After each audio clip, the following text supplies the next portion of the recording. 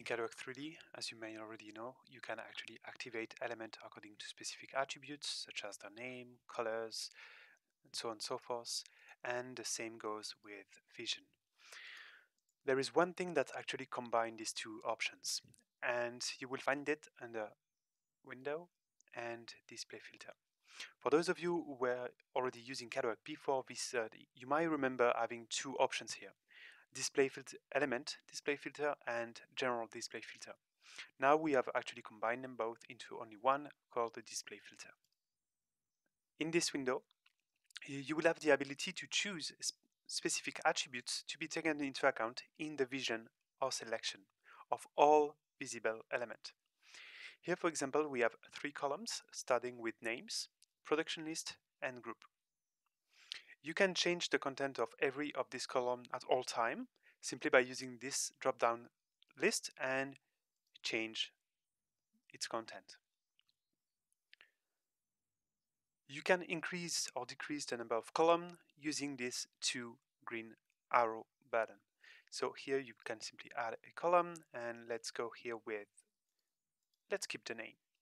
The way you use it, so it will display all the values for all these information for all visible elements. So this is not only limited to classic attributes such as the one we have here available, but you could also select cross-section, specific connect axis information, and every single user attributes that you have set. Those ones will be in blue. And if you are using scripted attributes, you will find them in this list at the ends in orange. If we wanted to focus on one specific material, let's say glulam, we see that there is 26 items using this attribute. There is 2 ways of activating an element. Actually, if you click on its name, so if you click on the value, what it does is it isolates it from the rest. So everything else is hidden for us to see only the element with these options. As you can see, it doesn't change anything else to the option, even though none of this material are now on screen, but they are still here.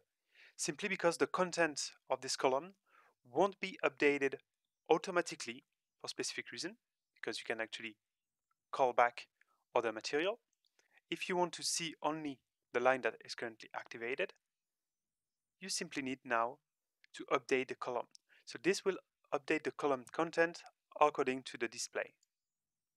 And now we have only one material, different production, of course, different group and different names. But let's go back. M-auto to call for the precedent visibility.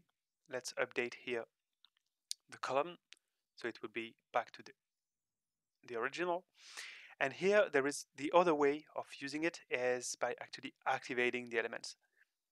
So this won't hide anything else, simply allow you to activate every element using glulam.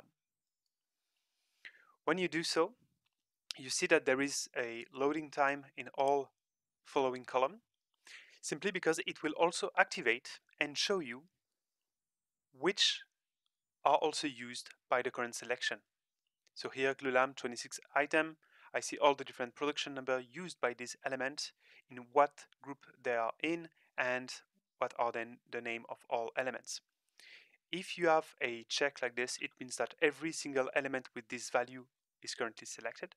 But if you have a square like this, it means that only part of the element named post are selected. It means that we have other posts that are not using the glulam material. When you activate in the first column, it selects or activates used value in all following column. If you do the opposite, it won't activate or show the information above, simply because that's a sorting criteria.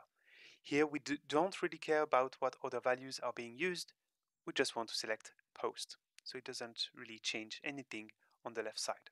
If you want to know with what information is used here, simply click on the name, it shows only the post, and update the column. That's a way to do it. Then you can also hide specific elements according to their type.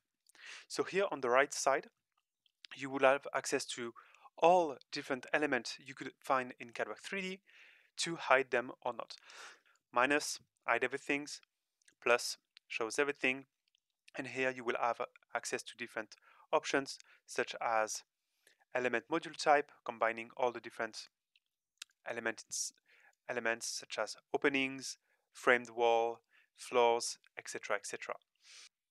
From V30, you will also have access to new kind of elements, including dimension, clipping box, and point cloud.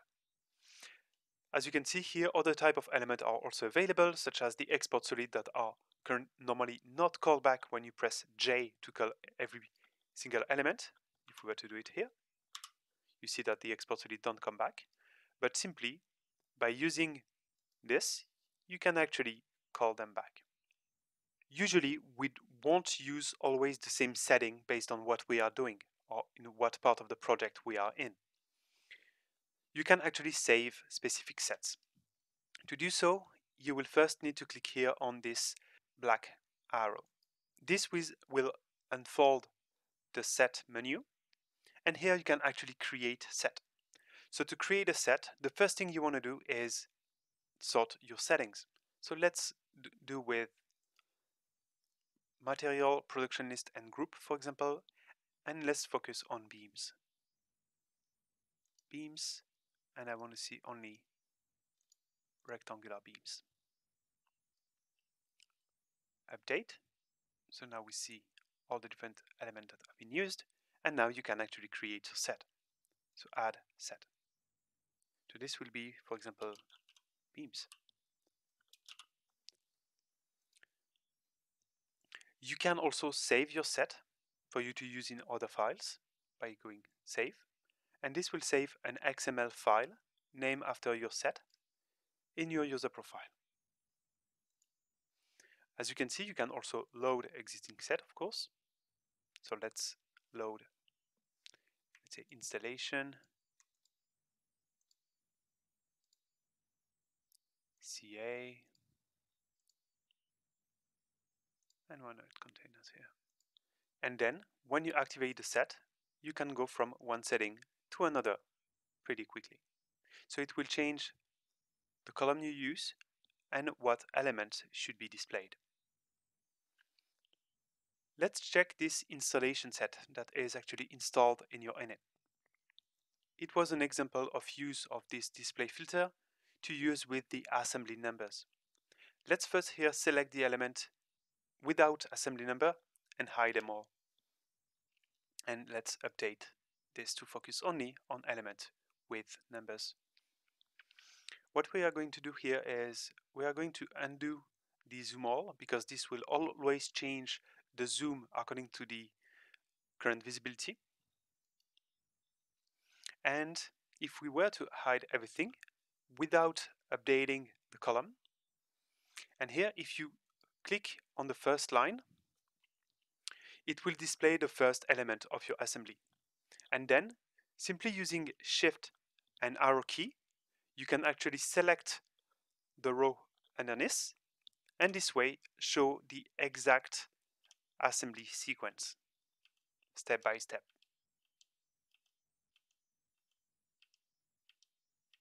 So this is one of many use that you could do with this display filter. But again, this is a great way for you to combine the activate attributes and the vision, and also to be able to use more than one attribute at the same time and to have a clear visibility of every used attribute among the visible elements. If you were to change something, for example, change all the same material at once, it's pretty easy simply after selecting all the elements, modify. It allows you really to work smoothly in your file.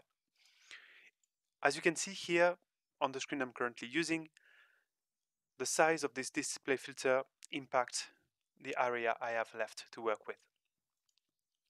Of course, you can change the size by dragging the boundary of this, but you can also undock it with this icon here. Once undocked, your display filter can be placed on every other screens. You can of course minimize it as well. You have all the same options that we've just seen, and if needed, you can redock it. You can also grab it by the top menu, so where you see display filter, and you can place it either at the bottom or simply drag and drop it in at any location to actually undock it. I hope this will help you in your project, and thank you for watching.